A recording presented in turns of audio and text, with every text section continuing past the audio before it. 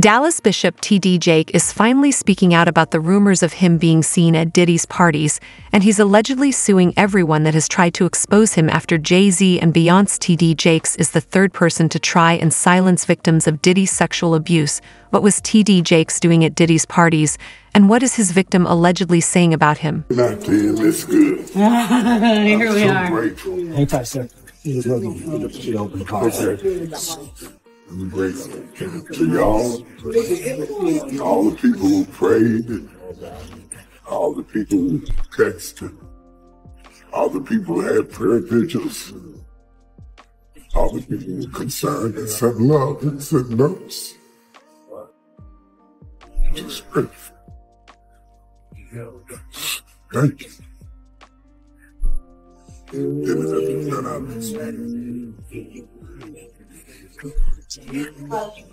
Just grateful. Not afraid to die. Don't want to hurt my kids. And the people who love me, my church who needs me, will follow me to God and send me. That's just got it. On the 25th of November, Bishop T.D. Jake filed a defamation lawsuit against fellow pastor Dwayne Youngblood. Pastor Youngblood claimed that T.D. Jakes had tried to sexually assault him when he was just 18 years old, and had even tried to abuse him in the church during service. Youngblood allegedly had witnesses and phone records to back up his claims, and the things he was saying were horrifying. Since then, Bishop Jake has been named in a lawsuit in connection to Diddy, and even been mentioned by Cat Williams as being a file. He says, come on in, let's talk. You can't even imagine being 18, 19 years of age. This person is killing it, and they're saying to you, come on in, let's talk. And so I did. I went in. We sat down at a very long dining room table in a room that she had. And for 2 hours, it was unbelievable. Pouring of heart, crying, him talking about my father. We talking about these scenarios. And I inwardly just knew I had finally found someone who could get it. Someone who understood. I'm sitting at this table, and for the first time talking to any man, I got tears coming down my face because somebody gets me. Somebody understood what I was going through. Well, after sitting there and having this long discourse with him, I finally look at my watch and I'm like, oh my goodness, I got to go. I got to get this car back to my mother. She's going to kill me. So I said to Bishop, I got to get up. And I got up from the table. He got up from the table. He walked around toward the way I had to exit quicker than I got over there. And when I started to walk past him, he pulled me to himself, wrapped his arms around me and tried to kiss me. And in that moment, I literally died. I could not. I tell you, to this day, I can't remember how I got out of that place. But I remember driving home with all kinds of crazy thoughts and what in the world am I going to do now? And I finally get home, get in the house, get in the bed. I'm going to try to go to sleep. And I get to sleep and get up in the morning. And in the morning, I step into our bathroom and my home phone rings. My mother answers the phone and she says to me, Wayne, it's Elder Jakes. And I get on that phone. And when I get on that telephone, I can hear water. He is sitting in a bathtub.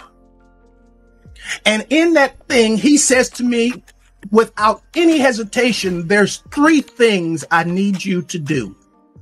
The first one is, when I come to Pittsburgh, you're going to be the only person I sleep with.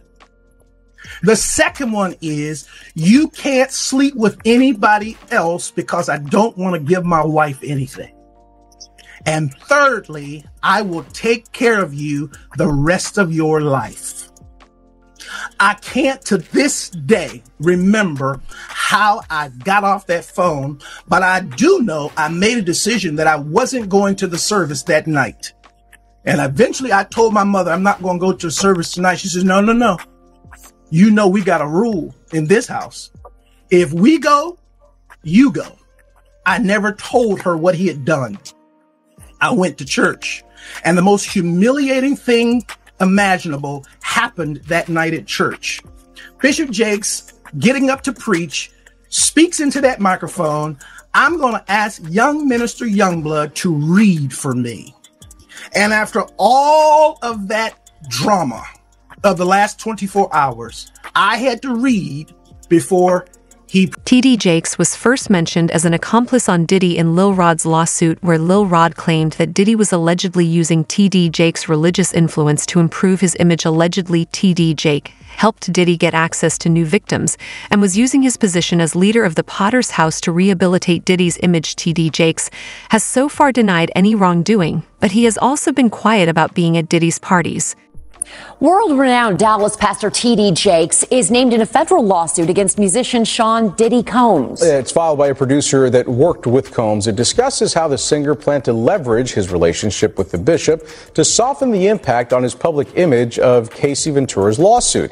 Ventura is a former girlfriend of Combs who filed her own lawsuit in November alleging abuse, violence, and sex trafficking. Meanwhile, Combs' lawyer is criticizing the raids at two of the hip-hop mogul's homes in a federal sex trafficking investigation. He called them an unprecedented ambush. It comes as we're getting a new look inside Combs' L.A. house after the search by federal agents. Carter Evans has details about what the feds have uncovered so far.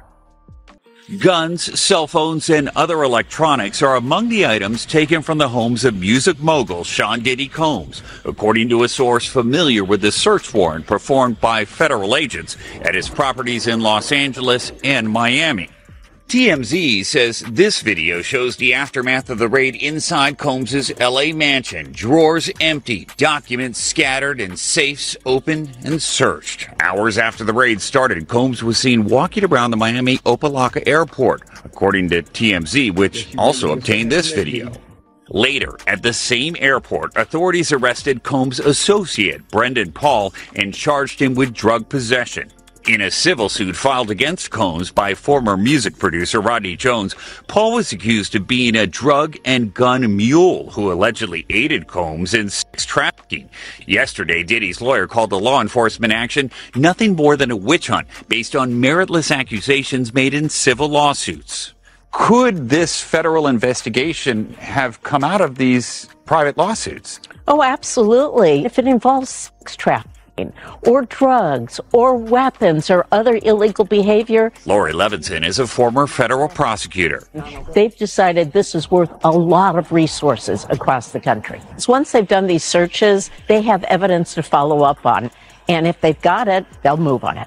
We still here, you're rocking with the best. Even though Combs has not been publicly named as a target of the investigation, he says he's now prepared to fight to clear his name. Interestingly, however, there are several witnesses that claim to have seen T.D. Jakes at Diddy's all-white parties, and Freakoff Scandal was one of these people, and allegedly he saw T.D. Jakes too, and couldn't understand why a religious figure like him would be close to Diddy. Gandil had previously hinted about pastors being connected to Diddy, and how these wolves are really dressed in sheep's clothing. You know how certain people act after one drink, 2 drinks. And if those girls was drinking out those bottles that he said Diddy laced, and he could show on camera, and he could show that some people had passed out, or some people were acting a certain way after they had those drinks, he won his case on that one. When you was around Diddy, was he doing drugs, like party drugs, like ecstasy and stuff like that? Diddy wasn't the dude he is today when I was around him. You understand? He had just started, when I was about to leave, he had just started with cause he never smoked weed, he never smoked cigarettes, I never seen him do cocaine or none of that shit. You understand? He would have it for people to do it. You understand? It's certain of his girls like to do it, and he would make sure it would be there. But he wasn't the one that did it. Diddy didn't start getting hooked on drugs until he got hooked on those painkillers. After he got hooked on those painkillers, he started drinking more, because he wouldn't even drink hard liquor. He was only drinking champagne, Don P or Cristal. He was not drinking hard liquor then. Yeah, that's real talk, man. And he also claims that, Diddy, he was using TD Jakes to fix his image. You believe that? Well, we saw that to be true anyway. That's what he was trying to do all that time. That's why TD Jakes was there. To try to fix his image. Ain't no money like church money. Diddy has a billion dual business empire, and his public image is the one thing that he cares about the most. He donated millions of dollars in donations to Pastor T.D. Jakes' mega church, and in return, T.D. Jakes was responsible for elevating his status in the eyes of the public. Since he was named in the lawsuit against Diddy, T.D. Jakes has almost had a heart attack on stage because of the stress. Sources close to him say that he is worried about being dragged into a legal mess because of the Diddy situation and doesn't want anything to get out. So I want to get right into it, man. How you feel about these rumors surrounding, Diddy and TD Jakes? Man, what I think about it is this, when I grew up in the church, the sinners was not supposed to have the same atmosphere with the saints. You have to be able to separate the two. So I'm looking at him as a saint going to a party that ain't nothing but sin, drinking, maybe fornication, man on man, woman on woman, he on she. But maybe he there to lay some hands on somebody. Maybe he there to save some souls. I know he got a contract with Revolt, so I'm just like, it's just real strange that he would be found at any kind of Diddy party or any kind of place with Diddy unless it's in a business atmosphere. So now what he's doing is he's making, man, he making the Christians look real bad right about now. And you've been to these parties, right? Oh yeah. I was there when he was doing the white parties in the Hamptons and the whole 9 yards. So I know what goes on at the parties. If, they probably got a little bit more freakier, as time went on, because they got to the point whereas that they didn't even care. It used to be secretly, where people used to go to, separate rooms and different rooms, and they wasn't doing that out in the public, but now they don't care. Men kissing men and all this other, that's just crazy. So why do you think he was going to these parties? I think that he's going to the Diddy parties, bruh. If he's going, we know he's going to the Diddy parties, and I know that I know what usually happens at the Diddy party, or what we told this happened at the Diddy parties. Maybe he need to see it for himself, man. Maybe he need to go there and really be involved in some things that could help save some individuals while they going to those parties. Or maybe he just going to, man, it's hard to even talk about. Why would you find a religious man, when you know that the saints supposed to separate themselves from the sinners? And why would a religious man like himself be at a party which ain't nothing but sin that's going on, bro? Whether it's drinking, maybe fornicating, maybe, like I said, men on men, women on women. It's hard to put in perspective unless he's involving himself what is actually going on at the parties. It's hard, brother. Bro, you can't, I really don't know why, as a spiritual advisor to him, that they buddy while he got a party with him like that and be at his parties. It's got to be, maybe it's something more that meets the eye. There have been reports that a pastor has been seen on the tapes that were collected from the raids on Diddy's mansion in Miami. The feds haven't confirmed which pastor this really is, but if Gan Deal and alleged victims are to be believed, this person is actually T.D. Jakes. These tapes are the main reason that T.D. Jake is worried. He knows that if these tapes get out into the public, his career is going to be destroyed, and he could go to jail too. The people who are his celebrity friends is going to speak or say nothing until they're either contacted or they know what they really got. So you feel like they might be worried that they might be on tape at one of Diddy parties doing something they wasn't supposed to be doing? I think that the celebrities that may be worried is because what Lil Rob said. Lil Rob said in his affidavit that Diddy had every room taped and bugged.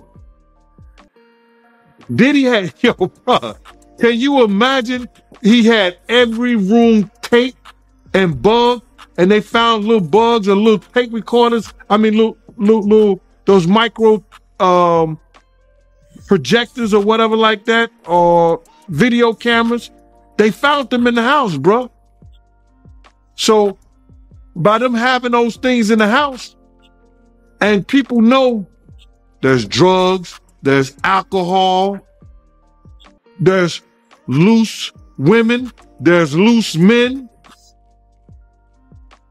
woman on woman, man on man, all kind of crazy shit. Bruh,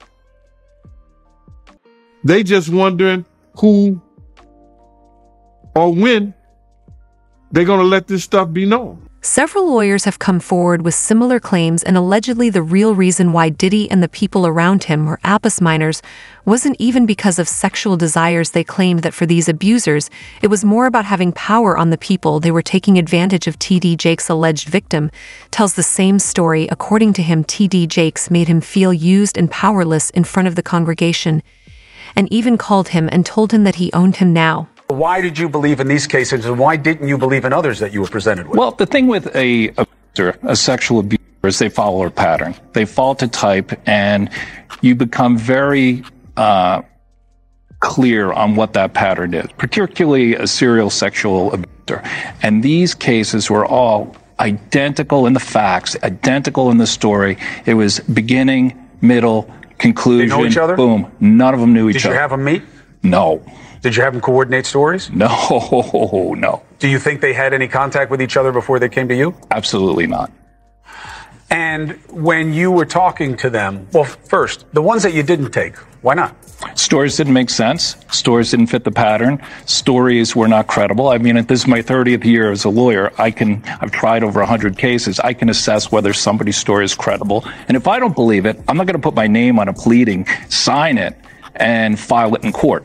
I'm not doing that. And that's what I did with the 60 plus cases that I rejected. And this is not really your area of expertise. If people look you up, celebrity lawsuits is not really where you make your bones. Why this? Well, I was involved in the Weinstein litigation. Right. I was involved in the Paducah litigation. I was involved in the Hayden litigation. Why did I do this? I do this because it's important. I think it's important for people to be heard, have their chance to get the power back. Because sexual abuse, sexual assault is about one thing: taking power, humiliating, demeaning a person and a victim. It has nothing to do with sex. And so I think it's important. I think it's important to get the word out. I think it's important for men to feel, hey, look, I can come out and be heard just like a woman could. And the defense that, look, they knew what they were getting into. These are regrets. They went there, they partied, and now they see a pocket. No, I don't think so.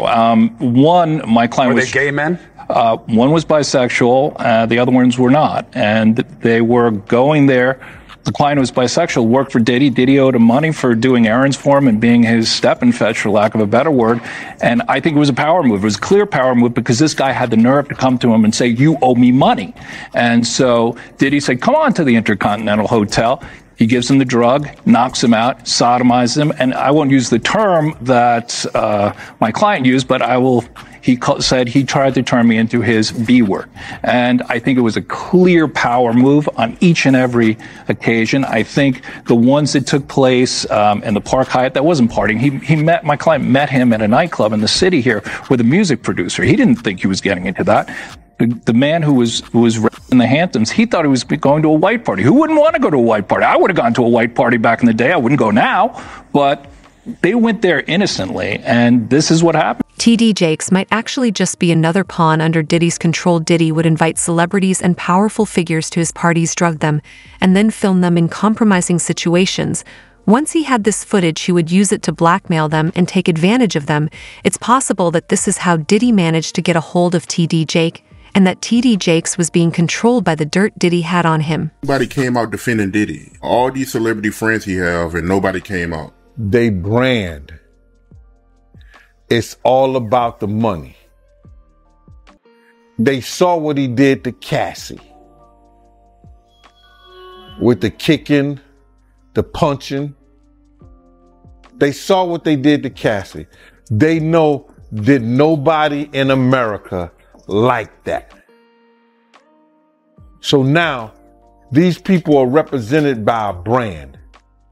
Whether it's something about the music, clothing, movies, they're not going to come out and speak on nothing that has anything to do with them. And they praying that they not on the tape doing crazy stuff, being oiled up in the whole 9 yards. They praying. So until the feds say, hey, yo, listen here. We got you on, hey buddy, we got you on this tape, and the girl looked like she was pretty young. We're not gonna show it, but we need you to come and testify against Brother Love, P. Diddy, Puff Daddy, you know, Sean Combs. That's when they're gonna start talking, and they're not gonna be talking in his favor. When the feds come to them and show them what they got on tape, because if he had 250 tapes all over, 250 cameras all over the house, somebody got caught stealing a cookie out the cookie jar. It could be your favorite pastor. It could be your favorite politician. But they didn't think they was being watched. And Brother Love was watching. Yeah, I mean, TD Jakes, he haven't even came out and said anything. And him and Diddy was real cool. Amen. Amen. Yeah, man. And I know the people in the congregation over there is shaking in their boots because this man didn't led them probably, allegedly probably led them to damnation, because those people's hearts are going to be broken if that man is seen on those tapes doing anything. Because people always put their faith in the pastor instead of putting their faith in God. And what they need to do is understand that he's just a man. And he has a history. It's not looking too good for him. So you feel like celebs are worried that they might be on tape? Oh, they know. That's why they ain't speaking up or saying nothing. Yeah, I was at a Diddy party, but I know I ain't do nothing. When you don't know somebody's taping you, when you don't know that somebody is videoing you in some kind of form or fashion, you got that alcohol, you got the drugs in you, they're a little loose, bruh. They let down all their inhibitions. The music is pumping. He said it himself. He got it so hot in there that you got to take your clothes off. He said that himself, bruh. The allegations against Bishop T.D. Jake are as shocking as they are complex, intertwining accusations of abuse, corruption, and manipulation. As the lawsuits unfold and more details emerge, the line between truth and speculation becomes increasingly blurred. Is Bishop Jakes an accomplice, a victim of manipulation, or simply a man whose proximity to power has drawn him into a web of controversy? And thanks for watching Celebrity Spill, guys.